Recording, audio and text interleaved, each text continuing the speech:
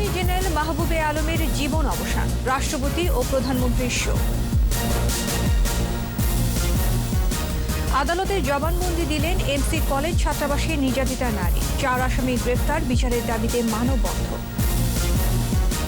সিলেটে ধর্ষণের ঘটনায় কঠোর অবস্থানে সরকার, বললেন ওবায়দুল কাদের, সামাজিকভাবে বয়কটের আহ্বান আইনমন্ত্রী।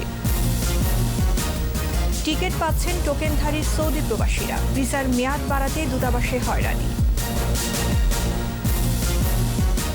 করোনায় নতুন মৃত্যু 32, বাংলাদেশ সময় মতো ভ্যাকসিন পাবে, আবারও আশ্বস্ত করলেন স্বাস্থ্যমন্ত্রী।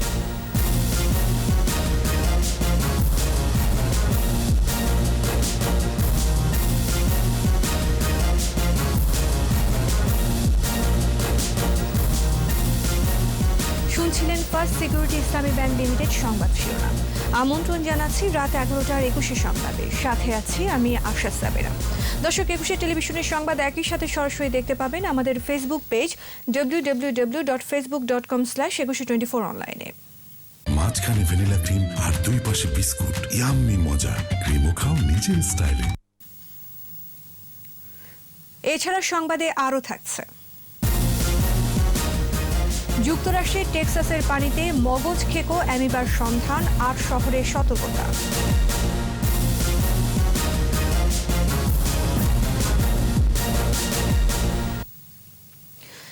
করোনা ভাইরাস সংক্রমণ মুক্ত হলেও সুস্থ হয়ে আর ফিরতে পারলেন না অ্যাটর্নি জেনারেল মাহবুবে আলম। ঢাকার সম্মিলিত সামরিক হাসপাতালেই চিকিৎসাধীন অবস্থায় রোববার সন্ধ্যায় মারা যান তিনি। বাংলাদেশের ইতিহাসে সবচেয়ে বেশি সময় ধরে রাষ্ট্রের প্রধান আইন কর্মকর্তার দায়িত্বে ছিলেন মাহবুবে আলম। মাহবুবে আলমের মৃত্যুতে শোক জানিয়েছেন রাষ্ট্রপতি মোহাম্মদ আব্দুল হামিদ ও প্রধানমন্ত্রী শেখ হাসিনা। সোমবার সকাল 11টায় সুপ্রিম কোর্ট প্রাঙ্গণে তার নামাজে জানাজা অনুষ্ঠিত হবে। দাফন করা হবে মিরপুর শহীদ বুদ্ধিজীবী কবরস্থানে। মাহমুদ হাসান। সিলেটের এমসি কলেজ ছাত্রাবাসে নির্যাতিতা নারী আদালতে জবানবন্দি দিয়েছেন। আর ধর্ষণ মামলার আসামি সাইফুর, অর্জুন, মাহবুব ও রবিউলকে গ্রেফতার করেছে পুলিশ। এদিকে অপরাধীদের বিচারের দাবিতে পদযাত্রায় অংশ নেন সিলেটের মেয়র। এছাড়া জেলা ও মহানগর ছাত্রলীগের উদ্যোগে বিক্ষোভ ও মানববন্ধন হয়। সিলেট প্রতিনিধি ওয়েস খসরু ও সুনামগঞ্জ প্রতিনিধি আব্দুস সালামের রিপোর্ট জানাচ্ছেন মাসুম আলিসা।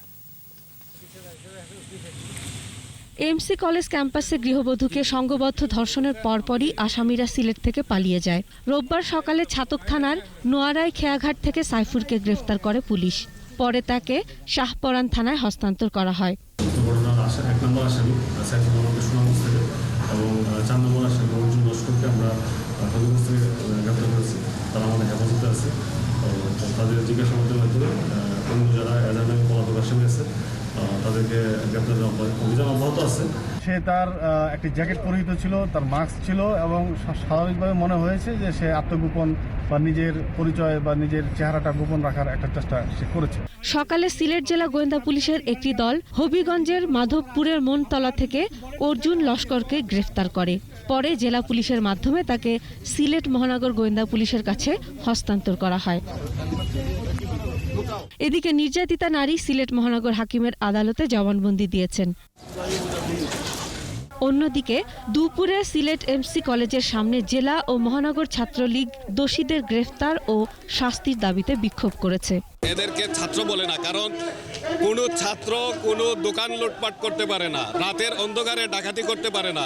যারা এর অভিভাবক ওরা হুট করে বলে দিল যে তারা আমার কেউ না, কিন্তু আপনি দেখেন পাবলিক মিডিয়া, সোশ্যাল মিডিয়াতে ওই অভিভাবকদের সাথে তার সম্পর্ক। এই অপরাধীদের দৃষ্টান্তমূলক শাস্তি হোক, এমন শাস্তি হোক যার জন্য এই বাংলাদেশের ইতিহাসে একটা রেকর্ড সৃষ্টি হয়। আর অপরদিকে দৃষ্টান্তমূলক শাস্তির দাবিতে আয়োজিত পদযাত্রা কর্মসূচিতে অংশ নেন মেয়র আরিফুল হক চৌধুরী ও কাউন্সিলররা। এদেরকে শুধু অ্যারেস্ট করে হবে না, এদের দৃষ্টান্তমূলক বিচার হোক, পাশাপাশি এদেরকে এই ধরনের কাজে যারা আশ্রয় প্রশ্রয় দেয় তাদেরকেও মূলক পাঠন। সিলেটের ধর্ষণ মামলার আসামিদের গ্রেফতারের দাবিতে সুনামগঞ্জে মানববন্ধন করেছে সুশাসনের জন্য নাগরিক সুজন। মানববন্ধন হয়েছে বরিশালেও। শুক্রবার সন্ধ্যায় সিলেটের এমসি কলেজ ক্যাম্পাসে বেড়াতে আসেন এক দম্পতি। এ সময় সাইফুর, অর্জুন, শাহরানী সহ কয়েকজন স্বামীকে বেঁধে স্ত্রীকে সংঘবদ্ধ ধর্ষণ করে। মাসুম আলিসা, 21 টেলিভিশন। সিলেটের এমসি কলেজে ধর্ষণের ঘটনায় সরকার কঠোর অবস্থানে রয়েছে বলে জানিয়েছেন আওয়ামী লীগের সাধারণ সম্পাদক এবং সড়ক পরিবহন ও সেতুমন্ত্রী ওবায়দুল কাদের। বঙ্গবন্ধু এভিনিউয়ে প্রধানমন্ত্রীর ৭৪তম জন্মদিন উপলক্ষে আলোচনা এবং কৃষকদের মাঝে উন্নত মানের বীজ বিতরণ এবং প্রতিবন্ধীদের মাঝে সহায়তা সামগ্রী ও মাস্ক বিতরণ অনুষ্ঠানে ভিডিও কনফারেন্সে যুক্ত হন তিনি। বলেন, আইন নিজস্ব গতিতে চলছে, বিচার বিভাগের ওপর সরকারের কোনো হস্তক্ষেপ নেই। দেশের মানুষ দেখেছে নিজ দলের সমর্থক কিংবা নেতারাও অপরাধী হলে সরকার আইনগত ব্যবস্থা গ্রহণে বাধা দেয়নি। সিলেটে এমসি কলেজের ঘটনায় শেখ হাসিনার সরকার কঠোর অবস্থানে, অপরাধী যেই হোক ছাড় পাবে না।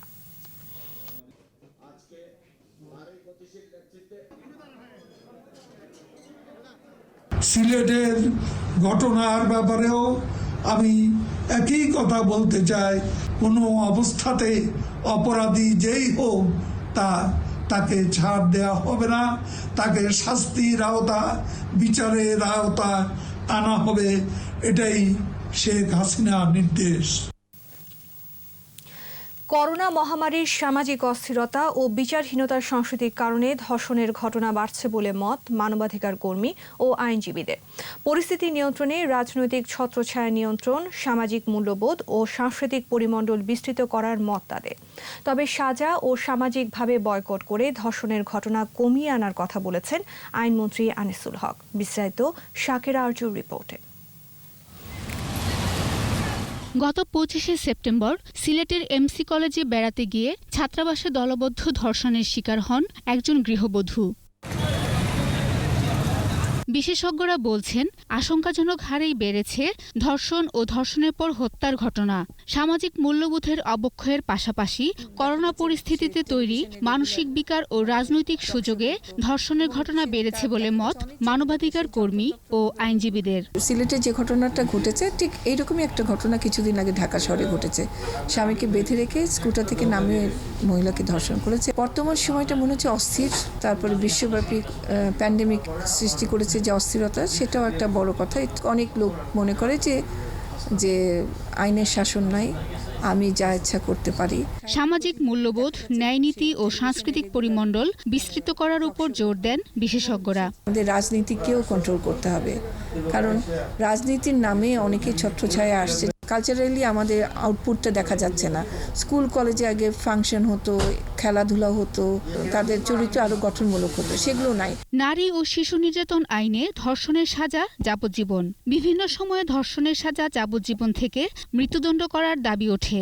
তবে আইনমন্ত্রী বলছেন, অপরাধীকে সামাজিকভাবে বয়কট ও প্রচলিত আইনের সাজাই কমিয়ে আনবে ধর্ষণের ঘটনা। যাবজ্জীবন কিন্তু একটা বিরাট সাজা।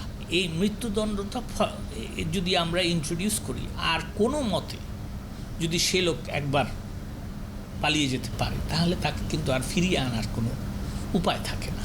মামলার বিচার করে ন্যায্য বিচার পাইয়ে দিয়ে এই ধর্ষণকারীদের সাজা এবং সামাজিকভাবে তাদেরকে বয়কট করে এই অপরাধ কমিয়ে আনবে। দুর্বলতা কাটিয়ে খুব শিগগিরই সাক্ষ্য আইন সংশোধনের কাজ শেষ হবে বলে জানান মন্ত্রী। সাক্ষ্য আইন আমল পরিবর্তন করার কাজ চলছে, সেইখানে এটারও পরিবর্তন করার আমরা চেষ্টা করব। শাকেরা আরজু, ২১ টেলিভিশন, ঢাকা। প্রধানমন্ত্রী শেখ হাসিনার সঙ্গে বিদায়ী সাক্ষাৎ করেছেন বাংলাদেশে নিযুক্ত ভারতীয় হাইকমিশনার রিভা গাঙ্গুলি দাস। গণভবনে প্রধানমন্ত্রীর সরকারি বাসভবনে সৌহার্দ্যপূর্ণ এ সাক্ষাতে দুই দেশের দীর্ঘস্থায়ী সম্পর্কে নানা দিক নিয়ে আলোচনা হয়। প্রতিবেশী দেশ ভারতের সঙ্গে বাংলাদেশের আর্থসামাজিক উন্নয়নে যেসব প্রকল্প ও সহায়তা চলমান আছে তা অব্যাহত থাকবে বলেও আশ্বাস দেন বিদায়ী হাইকমিশনার। মুক্তিযুদ্ধ পরবর্তী চুক্তিগুলো নিয়ে দেশটির আন্তরিকতার বিষয়টি তুলে ধরেন ভারতের প্রতিনিধি। প্রধানমন্ত্রী শেখ হাসিনাও দীর্ঘস্থায়ী উন্নয়ন সহযোগী হিসেবে বাংলাদেশের পাশে থাকার আশ্বাস দেন। রোববারও টিকিটের জন্য সৌদি এয়ারলাইন্স ও বিমান বাংলাদেশের সামনে ভিড় করেছেন প্রবাসীরা। স্বাচ্ছন্দ্যেই টিকিট পেয়েছেন টোকেনধারীরা। এদিকে রোববার থেকে সৌদি প্রবাসীদের ভিসার মেয়াদ বাড়ানোর কথা থাকলেও দূতাবাসে গিয়ে হয়রানির শিকার হন বলে অভিযোগ অনেকের। অন্যদিকে সৌদি পররাষ্ট্রমন্ত্রীর সাথে ফোন আলাপে ফ্লাইট সংখ্যা বাড়ানোর অনুরোধ করেন পররাষ্ট্রমন্ত্রী doctor AK Abdul Momen. Jasim জুয়েলের report. Visa ও আকামার মেয়াদ শেষ ৩০শে সেপ্টেম্বর, তাই টিকিটের জন্য দিনরাত সৌদি এয়ারলাইন্সের সামনে অপেক্ষা প্রবাসীদের। সৌদি এয়ারলাইন্সে রোববার টিকিট দেওয়া হচ্ছে 1500 থেকে 1800 টোকেনধারীদের। আমি টিকিট পেয়েছি 29 তারিখ সকাল 7টা বাজে, 12টা বাজে ফ্লাইট, সকাল 7টা বাজে এয়ারপোর্ট থাকার জন্য বলছে। টিকিট পাইছি, কোনো সমস্যা হয় নাই। আমার টোকেন ছিল 1305। 29 তারিখে আমার ফ্লাইট 12টার সময়। রাজধানীর মতিঝিলে বিমান অফিসেও সৌদি ফেরত কর্মীদের ভিড়। হাতে টোকেন নেই, টিকিট পাবে কিনা তাও জানা নেই। তারপরও এভাবেই ভিড় করছেন প্রবাসীরা। 20 তারিখ পর্যন্ত ওই দিন শুনলাম যে 20 তারিখ শেষ, আজকে আবার পিছনে ব্যাগ দিয়ে আজকেও চলে 20 তারিখ। তাহলে আসলে গেল কারা এতদিন? 24 দিন বাড়ানোর জন্য 20,000 টাকা করে লাগবে। আর যদি না করেন তাহলে সৌদি আপনার কবিল আছে, কবিল যোগাযোগ করেন। দাম আমার কোনো ফ্লাইট নেই, তাইলে আমরা দাম আমার লোকগুলো কি করবো? 30 তারিখে তো আমাকে ডেট শেষ। এদিকে ভিসার মেয়াদ বাড়ানোর জন্য সৌদি দূতাবাসে গিয়ে হয়রানির শিকার হয়েছেন বলে অভিযোগ প্রবাসীদের। বিভিন্ন এজেন্সিতে যোগাযোগ করতে বলা হয়েছে বলেও জানিয়েছেন তারা। 18টা এজেন্সির অ্যাড্রেস দিয়েছে, এই অ্যাড্রেসগুলোতে আমরা যোগাযোগ করার জন্য বলছি। এবং এই ট্রাভেলসের সাথে যখন যোগাযোগ করা হয়েছে তখন তারা বলছে যে 25,000 টাকা লাগবে এই কাগজগুলো ঠিক করার জন্য। সিরিয়ালে দাঁড়াইছিলাম, তারপর পুলিশ এই পেপার নিয়ে আসলো, বলল যে আপনাদের এই ট্রাভেল এজেন্সির সাথে যোগাযোগ করে আপনাদের ভিসার মেয়াদ বাড়াইতে পারবেন। এজেন্সিতে গিয়েও সমস্যার সমাধান নেই। সেখান থেকে একটি কাগজ ধরিয়ে দিয়ে বলা হয়েছে টাকা দিলে ভিসার মেয়াদ বাড়িয়ে দেওয়া হবে। এই সমস্ত ট্রাভেলসের সাথে যোগাযোগ করার জন্য বলতেছে। ওরা যোগাযোগ করার পরে ওরা বলতেছে 35,000 টাকা লাগবে, তারপরে আমাদের এই ভিসা বাড়ানো যাবে। ভিসার মেয়াদ বাড়াতে হয়রানি বন্ধে সরকারের হস্তক্ষেপ কামনা করেছেন প্রবাসীরা। জসিম জুয়েল, 21 টেলিভিশন, ঢাকা। কোভিড-19-এ দেশে আরও 32 জনের মৃত্যু হয়েছে। মৃতের সংখ্যা বেড়ে 5,161। স্বাস্থ্য অধিদপ্তরের ওয়েবসাইটে করোনা সংক্রান্ত তথ্য বলছে, সংক্রমণের 204তম দিনে দেশের 105টি ল্যাবে 10,685টি নমুনা পরীক্ষায় শনাক্ত 1,275 জন। শনাক্তের সংখ্যা বেড়ে 3,59,148 জন। আর নতুন 1,714 জন সহ সুস্থ হয়েছেন 2,70,491 জন।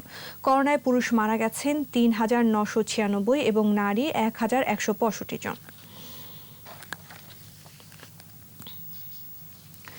বাংলাদেশ সময় মতো ভ্যাকসিন পাবে বলে জানিয়েছেন স্বাস্থ্যমন্ত্রী জাহিদ মালেক। আর এক্ষেত্রে অগ্রগামী দেশগুলোর সাথে যোগাযোগ অব্যাহত আছে বলেও জানান।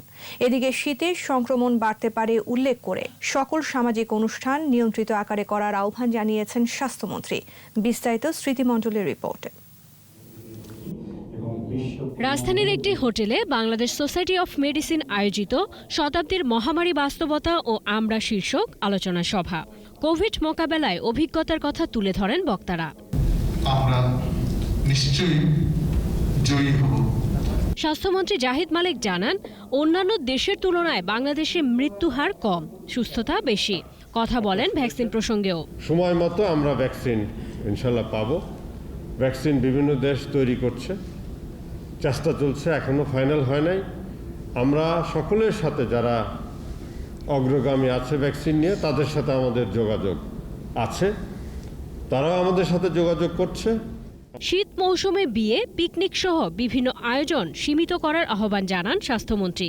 বিয়ে শাদী বেশি হয়, আমরা পিকনিক বেশি করি, খেলাধুলার ম্যাচ বেশি হয়, আমাদের ধর্মীয় অনুষ্ঠান বেশি হয়, যে কারণে সংক্রমণের হার বাড়ার একটা সম্ভাবনা আছে। তা আমি আহ্বান জানাবো এগুলোকে একটু নিয়ন্ত্রিতভাবে করলে ভালো হবে। করোনা মহামারীতে বাংলাদেশে উদ্বিগ্ন হওয়ার মতো পরিস্থিতি নেই বলে উল্লেখ করেন স্বাস্থ্য সচিব। যে অবস্থানে আছে সেই অবস্থান থেকে আমরা কতটা মেনটেন করতে পারবো স্বাস্থ্যবিধি, কতটা আমরা যে ডিস্ট্যান্সিং দূরত্ব কতটা মেনটেন করতে পারবো। আমরা কিছুই যদি না করতে পারি, মাস্ক পরাটার ব্যাপারে আমরা গুরুত্ব দিতে চাচ্ছি। কোভিড নিয়ন্ত্রণে সম্মিলিত উদ্যোগের আহ্বান জানান বক্তারা। স্মৃতিমণ্ডল, 21 টেলিভিশন, ঢাকা। তাপমাত্রার হেরফের বা ঋতু পরিবর্তনের সাথে কোভিড সংক্রমণ কম বেশি হওয়ার কারণ না থাকলেও শীত মৌসুমে সংক্রমিতদের ঝুঁকি বেশি বলে জানাচ্ছেন বিশেষজ্ঞরা। বিশেষত যাদের শ্বাসকষ্ট বা শ্বাসযন্ত্রের সমস্যা রয়েছে তাদের ক্ষেত্রে ঝুঁকি সবচেয়ে বেশি। সংক্রমণের হার কিছুটা কমেছে, স্বাস্থ্যবিধি মানলে দ্বিতীয় ঢেউ এড়ানো যাবে বলে মনে করেন বিশেষজ্ঞরা। আর স্বাস্থ্য অধিদপ্তর বলছে, শীতে সংক্রমণ বাড়লেও পরিস্থিতি মোকাবেলায় প্রস্তুতি আছে। স্মৃতিমণ্ডলের আরও একটি রিপোর্ট। করোনার সাথে বসবাসের 200 দিন পেরিয়েছে, গতি ফিরেছে জীবন জীবিকায়। কতটুকু মানছি স্বাস্থ্যবিধি, সংক্রমণ ঝুঁকি আছে, তারপরও টিকেটের জন্য হুড়োহুড়ির এই চিত্র নিঃসন্দেহে উদ্বেগ তৈরি করে। সংক্রমণের কোন স্তরে এ প্রশ্নে বিশেষজ্ঞরা বলছেন চলতি মাসে সংক্রমণ হার কিছুটা কমেছে। 10 থেকে 12 এর মধ্যে শনাক্তের হার উঠানামা করছে। শনাক্ত হার 15 থেকে 20-এর ওপর উঠে গেলে দ্বিতীয় ঢেউ শুরু হয়েছে বলা যাবে। সংক্রমণটা যদি কমে গিয়ে শতকরা 5-এর নিচে চলে যায় শনাক্তের হার, তাহলে আমরা বলতে পারি যে একটা সহনীয় মাত্রায় নিয়ন্ত্রণে এসছে। এখান থেকে যদি আবার করোনা সংক্রমণটা বেড়ে যায়, শনাক্তের হার যদি আবার 15-20-এর উপরে উঠে যায়, তাহলে আমরা বলতে পারি যে দ্বিতীয় ধাক্কা বা দ্বিতীয় ঢেউ শুরু হয়েছে। আমরা সবাই মিলে স্বাস্থ্যবিধি মেনে চলি, তাহলে নিশ্চয়ই এটা কমাতে পারব। বিশেষজ্ঞদের মতে তাপমাত্রা বা ঋতু পরিবর্তনের সাথে করোনা সংক্রমণ বাড়া বা কমার সম্পর্ক নেই। তবে যাদের অ্যাজমা বা শ্বাসযন্ত্রের জটিলতা আছে তাদের সতর্ক হতে হবে। সংক্রমিত সবার ঝুঁকিতেই থাকবে, কিন্তু যারা আগে থেকে শ্বাসকষ্ট, অ্যাজমা বা অন্যান্য শ্বাসতন্ত্র রোগে ভুগবেন তাদের ক্ষেত্রে রোগের জটিলতা বাড়ার একটা আশঙ্কা রয়েছে। যে ব্যবস্থাগুলো নেওয়া দরকার সে বিষয়ে কোনো অবহেলা করা চলবে না। হাসপাতালগুলোর সক্ষমতা তো অবশ্যই বাড়াতে হবে। কোভিড মোকাবেলায় প্রস্তুতির ঘাটতি নেই বলে জানিয়েছে স্বাস্থ্য অধিদপ্তর। মৃত্যু রেটও আগে যা ছিল এখনও প্রায় ওরকমই রয়েছে, বরঞ্চ এখন সংখ্যাটা বাড়ছে। কোভিড যে হসপিটাল, আইসোলেশন সেন্টার সেরকমই আছে, আমাদের প্রিপারেশন আগের মতোই। রোগী কমে যাওয়ায় এবং অর্থ সংকটে এরই মধ্যে বন্ধ হয়েছে বেশ কিছু করোনা আইসোলেশন সেন্টার। স্মৃতি মণ্ডল, 21 টেলিভিশন, ঢাকা। নিচ্ছি বিরতি। স্বাস্থ্যবিধি মেনে চলুন, সুস্থ থাকুন। যখন ফিরছি তখন অন্যান্য খবরের সঙ্গে আরও থাকবে। 81 সালে দলের হাল ধরে বাংলাদেশকে রক্ষা করেছেন শেখ হাসিনা। ষড়যন্ত্র অব্যাহত থাকার অভিযোগ। অস্ত্র মামলায় যুবলীগের বহিষ্কৃত নেত্রী পাপিয়া দম্পতির রায় 12 অক্টোবর। আবারও আমন্ত্রণ রাত 11টার 21 সংবাদে। প্রধানমন্ত্রী শেখ হাসিনা 1981 সালে দলের হাল ধরে মূলত বাংলাদেশকে রক্ষা করেছেন। বিগত 40 বছরে সংকটের সংগ্রামে দেশের কল্যাণে কাজ করে গেছেন তিনি। কিন্তু তাকে সরিয়ে ফেলতে দেশি বিদেশি ষড়যন্ত্র অব্যাহত আছে বলে অভিযোগ করেন তথ্যমন্ত্রী ডক্টর হাসান মাহমুদ সহ বক্তারা। তৌহিদুর রহমানের রিপোর্ট। সচিবালয়ে তথ্য মন্ত্রণালয়ের সভাকক্ষে প্রধানমন্ত্রীর জন্মদিন উপলক্ষে লেখা বই শেখ হাসিনার জীবন কথার মোড়ক উন্মোচন। লেখক সাংবাদিক শাবান মাহমুদের লেখা বইয়ে প্রধানমন্ত্রীর সামগ্রিক জীবনাচরণ উঠে আসে। বক্তারা বলেন, গণতন্ত্র ও অগ্রগতিকে এগিয়ে নিতে শেখ হাসিনার অবদান অনেক বেশি। তিনি বাংলাদেশের মানুষের জন্য, মাটির জন্য যে লড়াইটা করেছিলেন তার মেইন লড়াইটার পার্ট ছিল ভোট এবং মাত্র অধিকারটুকু। তিনি দেশকে উপস্থাপন করছেন। পরবর্তীকালে তিনি দেশ ছাড়িয়ে বিশ্বের দিকে গেলেন। জাতিসংঘে দেয়া ভাষণে প্রমাণিত প্রধানমন্ত্রী শেখ হাসিনা বিশ্বের অন্যতম নেতা। প্রধানমন্ত্রী সহ দেশের অগ্রগতির বিরুদ্ধে ষড়যন্ত্র চলছে বলে অভিযোগ করেন বক্তারা। শুধু তার রাজনৈতিক প্রতিপক্ষ নয়, তারা দেশের উন্নয়ন অগ্রগতির প্রতিপক্ষ, দেশের প্রতিপক্ষ। তারা তাকে রাজনৈতিকভাবে মোকাবেলা করতে ব্যর্থ হয়ে ষড়যন্ত্রের পথ বেছে নিয়েছে। বলা হয়ে থাকে যে উনি বিশ্বের 7 জন পুরুষ নারী নির্বিশেষে 7 জন রাষ্ট্রনায়কের অন্যতম। ভবিষ্যৎ প্রজন্মের জন্য বইটি কাজে আসবে বলে মন্তব্য করেন বক্তারা। তৌহিদুর রহমান, 21 টেলিভিশন, ঢাকা। রাজধানীর শেরেবাংলা নগর থানার অস্ত্র মামলায় যুবলীগের বহিষ্কৃত নেত্রী পাপিয়া দম্পতির রায় আগামী 12 অক্টোবর। ঢাকা মহানগর স্পেশাল ট্রাইব্যুনালের বিচারক KM ইমরুল কায়েস এই তারিখ ধার্য করেন। গত 24 সেপ্টেম্বর রাষ্ট্রপক্ষ যুক্তিতর্ক উপস্থাপন করে। এ সময় তারা আসামি পাপিয়া এবং তার স্বামী মফিজুর রহমানের সর্বোচ্চ যাবজ্জীবন কারাদণ্ডের আর্জি জানান। ওই দিনই চার্জ গঠনের মধ্য দিয়ে বিচার কাজ শুরুর নির্দেশ দিয়েছিলেন বিচারক।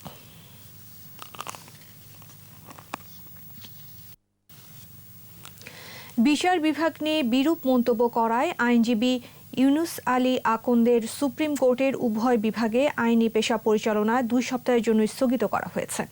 একই সঙ্গে ইউনুস আলী আকন্দের ফেসবুক থেকে তার পোস্ট অপসারণ করে অ্যাকাউন্ট ব্লক করতে বিটিআরসকে নির্দেশ দিয়েছে সর্বোচ্চ আদালত।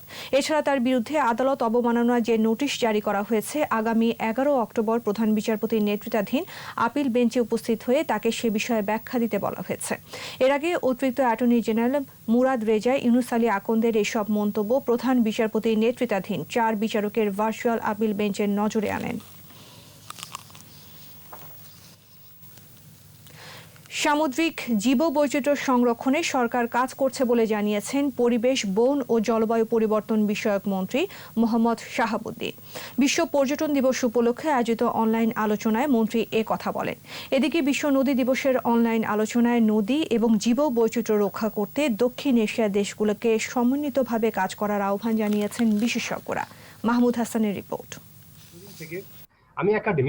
বিশ্ব পর্যটন দিবস 2020 উপলক্ষে সেভ আওয়ার সি আয়োজিত online under water nature exhibition and discussion অনুষ্ঠানে যোগ দেন পরিবেশ, বন ও জলবায়ু পরিবর্তন বিষয়ক মন্ত্রী। এ সময় মন্ত্রী জানান, সেন্ট মার্টিন দ্বীপ, কক্সবাজার টেকনাফ সমুদ্র সৈকত এবং সুন্দরবনকে পরিবেশগত সংকটাপন্ন এলাকা ঘোষণা করেছে পরিবেশ, বন ও জলবায়ু পরিবর্তন মন্ত্রণালয়। আমরা যদি কোনো একটা রেজাল্ট ওরিয়েন্টেড কোনো কিছু করতে না পারি তাহলে লাভটা কি? এদিকে বিশ্ব নদী দিবসে ওয়ার্কার্স পার্টি আয়োজিত আলোচনায় রাশেদ খান মেনন জানান, জৈবিকভাবে নদী উদ্ধার করতে না পারলে নদী উদ্ধার কার্যক্রম ব্যর্থ হবে। ভারতের সাথে আমাদের বহুদিন ধরেই আমরা এই কথা বলে এসেছি যে অভিন্ন নদীর পানির বন্টন। আজকে আমি পত্রিকা দেখছিলাম, একজন বলেছেন যে 6টি নদীর পানি আমরা নাকি চুক্তি করতে যাচ্ছি, কি চুক্তি হতে যাচ্ছে আমরা জানি না। একই আলোচনায় খলিকুজ্জামান নদীর প্রবাহ ধরে রাখতে প্রতিবন্ধকতা দূর করে সমন্বিত উদ্যোগ নেয়ার আহ্বান জানান। নদী ভাঙ্গন অনেক বেড়ে গেছে, তার সঙ্গে জলবায়ু পরিবর্তনের সম্পর্ক অবশ্যই আছে, কারণ উজানে অনেক বেশি বৃষ্টি যখন আসে। আরেকটা হয় বালু তোলার কথা বলা হয়েছে, কিন্তু আরেকটা হয় নদী খনন করতে গিয়ে অনেক সময় নদীর পাড় কেটে ফেলা হয়। ভাঙন, দূষণ, দখল আর বালু উত্তোলন বন্ধ করলে নদীকে বাঁচানো সম্ভব বলেও মত দেন ওয়েবিনারে অংশ নেয়া বিশেষজ্ঞরা। রাজনৈতিক মাহমুদ হাসান, একুশে টেলিভিশন, ঢাকা। কয়েকদিনের বৃষ্টি আর উজানের ঢলে উত্তরের নদ নদীর পানি বেড়ে প্লাবিত হয়েছে নিম্নাঞ্চল, তলিয়ে গেছে ফসলের ক্ষেত। কয়েক দফা বন্যার পর আবারও পানি বৃদ্ধি পাওয়ার দুশ্চিন্তায় নদীপাড়ের মানুষ। তবে বন্যা পূর্বাভাস ও সতর্কীকরণ কেন্দ্র বলছে, আগামী 2-1 দিনের মধ্যে বন্যা পরিস্থিতি স্বাভাবিক হবে। প্রতিনিধিদের সহায়তায় প্রণব চক্রবর্তীর রিপোর্ট। টানা বৃষ্টি আর উজান থেকে নেমে আসা পাহাড়ি ঢলে চতুর্থ ধাক্কার বন্যার কবলে উত্তরাঞ্চল। ধরলা, যমুনা, আত্রাই সহ 7 নদীর পানি 7টি পয়েন্টে বিপদসীমার উপর দিয়ে প্রবাহিত হচ্ছে। নেত্রকোনা সদর, বারহাট্টা, কলমাকান্দা, দুর্গাপুর ও মোহনগঞ্জ উপজেলায় রোপা আমন ক্ষেত তলিয়ে গেছে। ডুবে গেছে নেত্রকোনা, সিধলি, কলমাকান্দা সড়কও। পানি উঠতে শুরু করেছে বসত বাড়িতে। 90 থেকে 95 ভাগ জমি পানির নিচে নিমজ্জিত। এই বন্যা বাড়ি ঘরে থাকতে পারি না। লালমনিরহাটে ধরলার পানি বিপদসীমার 26 সেন্টিমিটার উপর দিয়ে বইছে। প্লাবিত হয়েছে নিম্নাঞ্চল। পানি এসলো, বাচ্চা কাচ্চা নিয়ে খুব কষ্ট আছি। ঘরে পানি উঠছে, আমাদের খোঁজ খবর কেউ নেয় না। বগুড়ার সারিয়াকান্দিতে যমুনার পানি বিপদসীমার উপরে, বেড়েছে বাঙালি নদীর পানি। গাইবান্ধার প্রায় সব নদ নদীর পানি বেড়েছে। করতোয়া, ব্রহ্মপুত্র, তিস্তার পানি বেড়ে সৈয়দপুর, বালাসীঘাট সহ প্লাবিত হয়েছে বিভিন্ন এলাকা। এদিকে টানা 11 ঘন্টার বৃষ্টিতে রংপুরে নগরীর প্রধান সড়ক সহ বেশিরভাগ সড়ক 3 থেকে 4 ফুট পানিতে তলিয়ে গেছে। 433 মিলিমিটার বৃষ্টিপাত রেকর্ড হয়েছে, যা গত 100 বছরের রেকর্ড। মৌসুমি বায়ুপ্রবাহের কারণে এটা হচ্ছে। যেহেতু সাগরে একটা লঘুচাপ আছে, যে কারণেই মূলত বঙ্গোপসাগর থেকে ময়েশ্চারগুলো চলে আসতেছে, যে কারণে আমাদের রংপুর ডিভিশনের প্রভাবটা খুব বেশি পড়তেছে। সিরাজগঞ্জে হার্ট পয়েন্টে পানি সামান্য কমলেও বন্যা পরিস্থিতির উন্নতি হয়নি। এখনও দুর্ভোগে 6 উপজেলার নিম্নাঞ্চলের মানুষ। কিছু স্থানে শুরু হয়েছে নদী ভাঙন। 100 বিঘা জমি ছিল, পাকা ঘর দরজা সব নদীর ভিতরে গেছে। 2-1 দিনের মধ্যে বন্যা পরিস্থিতির উন্নতি হবে বলেও জানাচ্ছে বন্যা পূর্বাভাস ও সতর্কীকরণ কেন্দ্র। ভারী বৃষ্টিপাতের যে প্রবণতাটা গত 24 থেকে 48 ঘন্টা আমরা লক্ষ্য করেছি, আবহাওয়ার পূর্বাভাস অনুসারে সেটি আগামী 24 ঘন্টায় কমে আসতে পারে। তার প্রেক্ষিতে আমাদের দেশের উত্তরাঞ্চলের বন্যা পরিস্থিতি আগামী 24 থেকে 48 ঘন্টায় দ্রুত উন্নতি লাভ করতে পারে এবং নদ নদীর পরিস্থিতি স্বাভাবিক পর্যায়ে চলে আসতে পারে। আগামী 1 সপ্তাহের মধ্যে বন্যার পানি নামতে শুরু করলে উত্তর মধ্যাঞ্চলের নিম্নাঞ্চল প্লাবিত হবে বলে আগাম বার্তা সতর্কীকরণ কেন্দ্রের। প্রণব চক্রবর্তী, 21 টেলিভিশন, ঢাকা। নিচ্ছি বিরতি। স্বাস্থ্যবিধি মেনে চলুন, সুস্থ থাকুন। যখন ফিরছি তখন অন্যান্য খবরের সঙ্গে আরও থাকবে। পর্যটনে করোনার ধাক্কা, 6 মাসে ক্ষতি 14,700 কোটি টাকা। করোনায় বিশ্বে মৃতের সংখ্যা 10 লাখ ছাড়িয়েছে, ফের হটস্পট ইউরোপ। আমন্ত্রণ আবারও রাত 11টার 21 সংবাদে।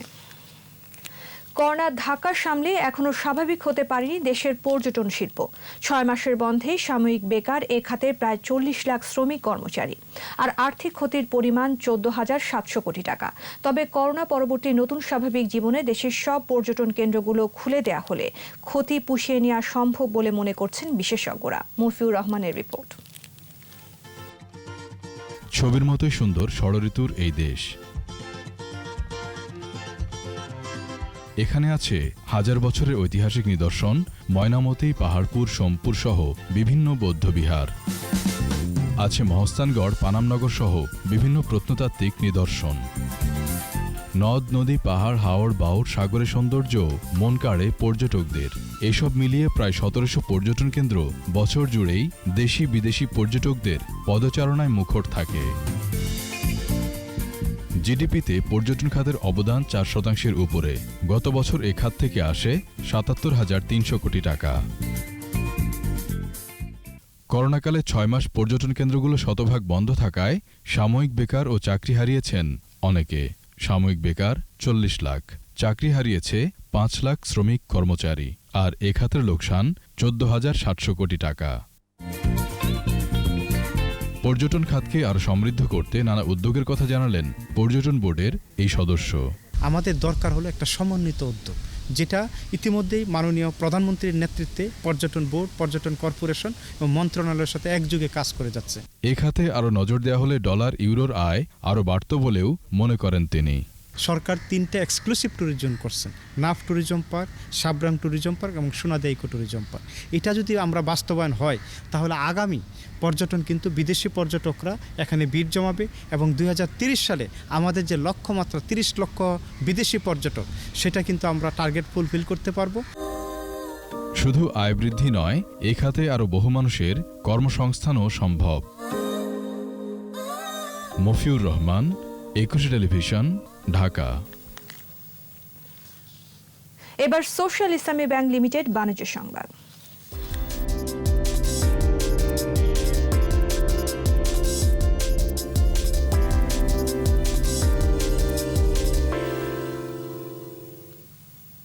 ইসলামী ব্যাংকের 15তম সহ দেশব্যাপী 84টি এজেন্ট ব্যাংকিং আউটলেট উদ্বোধন করা হয়েছে। এর মধ্য দিয়ে ব্যাংকের এজেন্ট আউটলেটের সংখ্যা দাঁড়ালো 1566। ব্যাংকের ম্যানেজিং ডাইরেক্টর ও সিইও মোহাম্মদ মাহবুবুল আলম ভার্চুয়াল প্ল্যাটফর্মে এজেন্ট আউটলেটগুলোর উদ্বোধন করেন। অনুষ্ঠানে বিশেষ অতিথি হিসেবে বক্তব্য দেন additional managing director Mohammad Munirul Maola, Mohammad কাউসার আলী ও মোহাম্মদ ওমর ফারুক খান। স্বাগত বক্তব্য দেন এজেন্ট ব্যাংকিং ডিভিশনাল প্রধান মোহাম্মদ মাহবুব আলম। 357টি শাখা ও 116টি উপশাখার মতো 1566টি এজেন্ট ব্যাংকিং আউটলেট ও ইসলামী ব্যাংকেরও গুরুত্বপূর্ণ ইউনিট।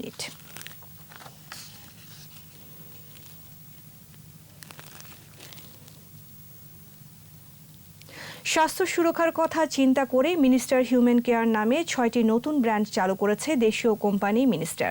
রাজধানীর গুলশানে মিনিস্টার মাই ওয়ান গ্রুপের chairman M A Razzak Khan Raj ও ম্যানেজিং ডিরেক্টর দিলরুবা তনু এর উদ্বোধন করেন। 6টি ব্র্যান্ড হল safety plus, easy wash, Chand, Hexin, care and care ও ফ্ল্যাশ। এইসব ব্র্যান্ড হাত ধোয়া থেকে শুরু করে টয়লেট পরিষ্কারের বিভিন্ন পণ্য রয়েছে। অনুষ্ঠানে বক্তারা জানান করোনাকালীন সময়ে স্বাস্থ্য সুরক্ষায় সহায়ক হবে এসব পণ্য। অনুষ্ঠানে উপস্থিত ছিলেন গ্রুপের executive director Golam Sharia Kabir, chief finance officer Mohammad Sirajul Islam ও হিউম্যান কেয়ার ডিভিশন এর ডিরেক্টর সৈয়দ আবুল কাশেম। ঢাকার উত্তরায় রূপায়ণ সিটি ব্র্যান্ডের ফ্ল্যাগশিপ প্রকল্প রূপায়ণ সিটি উত্তরা নামের প্রিমিয়াম মেগা গেটেড কমিউনিটির স্থাপনা পরিদর্শন করেছেন রিহাবের নেতারা। প্রকল্পটির নানান দিক দেখে সন্তোষ ও বিস্ময় প্রকাশ করেন আবাসন খাতের ব্যবসায়ীদের সংগঠনের নেতারা। রূপায়ণ গ্রুপের পক্ষ থেকে তাদেরকে অভ্যর্থনা ও শুভেচ্ছা জানান গ্রুপের চেয়ারম্যান LA মুকুল ও ভাইস চেয়ারম্যান মাহির আলী খান রাতুল। রিহাবের পক্ষ থেকে সরজমিনে উপস্থিত ছিলেন সংগঠনের president Alamgir Shamsul Alami, vice president Kamal Mahmud, vice president প্রকৌশলী মোহাম্মদ সোহেল রানা, পরিচালক আসাদুর রহমান জোয়ারদার। আবারও স্বাগত রাত 11টার 21 সংবাদে। এবার খেলার খবর।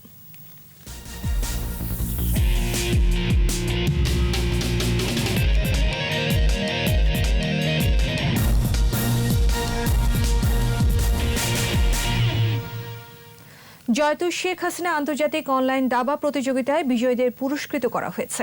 এ উপলক্ষে আয়োজিত অনুষ্ঠানে প্রধান অতিথি ছিলেন ক্রীড়া প্রতিমন্ত্রী জাহিদ হাসান রাসেল। জানান, দাবা অনুশীলনের জন্য নির্দিষ্ট স্থান ঠিক করে দেওয়া হবে।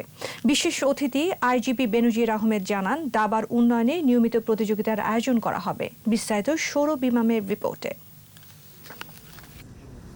প্রধানমন্ত্রী শেখ হাসিনার ৭৪তম জন্মবার্ষিকী উপলক্ষে দক্ষিণ এশিয়া দাবা ফেডারেশন আয়োজন করে জয়তু শেখ হাসিনা আন্তর্জাতিক অনলাইন দাবা প্রতিযোগিতা। প্রতিযোগিতায় অপরাজিত চ্যাম্পিয়ন হন ইন্দোনেশিয়ার গ্র্যান্ড মাস্টার মেঘারন্ত সুশান্ত। ভারতের গ্র্যান্ড মাস্টার এল নারায়ণ রানার আপ এবং ইরানের গ্র্যান্ড মাস্টার তাবে তাবাই তৃতীয় হন। প্রধানমন্ত্রীর ৭৪তম জন্মবার্ষিকী উপলক্ষে আয়োজিত প্রতিযোগিতায় অংশ নেন ৭৪ জন দাবাড়ু। বিজয়ীরা ভার্চুয়াল প্ল্যাটফর্মে অনুষ্ঠানে অংশ নেন। পরে সাংবাদিকদের সাথে কথা বলেন ক্রীড়া প্রতিমন্ত্রী। তিনি জানান, বঙ্গবন্ধুর জন্মশতবার্ষিকী উপলক্ষে আয়োজন করা হবে বড় পরিসরে আন্তর্জাতিক দাবা প্রতিযোগিতা।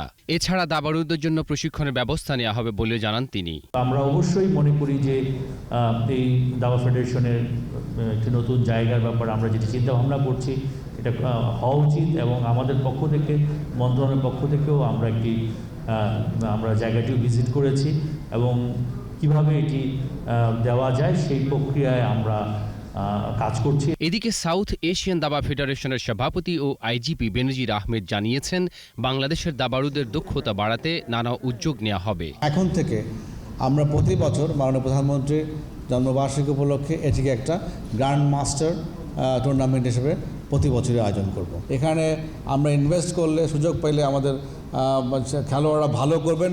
প্রেসিডেন্ট হিসাবে আমার এতে বিন্দুমাত্র সন্দেহ নেই।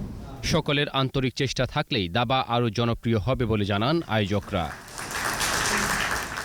সৌরভ ইমাম, ২১ টেলিভিশন, ঢাকা। বাংলাদেশ ব্যাডমিন্টন ফেডারেশনের অ্যাডহক কমিটি গঠন করেছে জাতীয় ক্রীড়া পরিষদ। বর্তমান কার্যনির্বাহী কমিটির মেয়াদ উত্তীর্ণ হওয়ায় ডক্টর আব্দুল মালেককে সভাপতি ও কবিরুল ইসলাম শিকদারকে সাধারণ সম্পাদক করে ২৭ সদস্যের এই কমিটি গঠিত হয়। আগামী ৩ মাসের মধ্যে বাংলাদেশ ব্যাডমিন্টন ফেডারেশনের নির্বাচনের ব্যবস্থা করা হবে উল্লেখ করে প্রজ্ঞাপনের মাধ্যমে অ্যাডহক কমিটি ঘোষণা করে জাতীয় ক্রীড়া পরিষদ। আর এরই সাথে শেষ করছি রাত 11টার 21 সংবাদ। যাবার আগে ফার্স্ট সিকিউরিটি ইসলামী ব্যাংক লিমিটেড সংবাদ শিরোনামগুলো আরও একবার। অ্যাটর্নি জেনারেল মাহবুবে আলমের জীবন অবসান, রাষ্ট্রপতি ও প্রধানমন্ত্রীর শোক। আদালতে জবানবন্দি দিলেন MC কলেজ ছাত্রাবাসের নির্যাতিতা নারী, 4 আসামি গ্রেফতার, বিচারের দাবিতে মানববন্ধন। সিলেটে ধর্ষণের ঘটনায় কঠোর অবস্থানে সরকার, বলেন ওবায়দুল কাদের। সামাজিকভাবে বয়কটের আহ্বান আইনমন্ত্রী। টিকিট পাচ্ছেন টোকেনধারী সৌদি প্রবাসীরা, ভিসার মেয়াদ বাড়াতে দূতাবাসে হয়রানি। করোনায় নতুন মৃত্যু ৩২, বাংলাদেশ সময় মতো ভ্যাকসিন পাবে, আবারও আশ্বস্ত করলেন স্বাস্থ্যমন্ত্রী।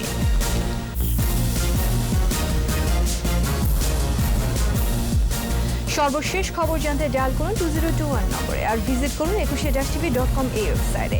এছাড়া ফেসবুকে লগ ইন করতে পারেন facebook.com/2124 অনলাইনে। পরের সংবাদ রাত 1টায় দেখার আমন্ত্রণ রইল। স্বাস্থ্যবিধি মেনে চলুন, সুস্থ থাকুন, ধন্যবাদ।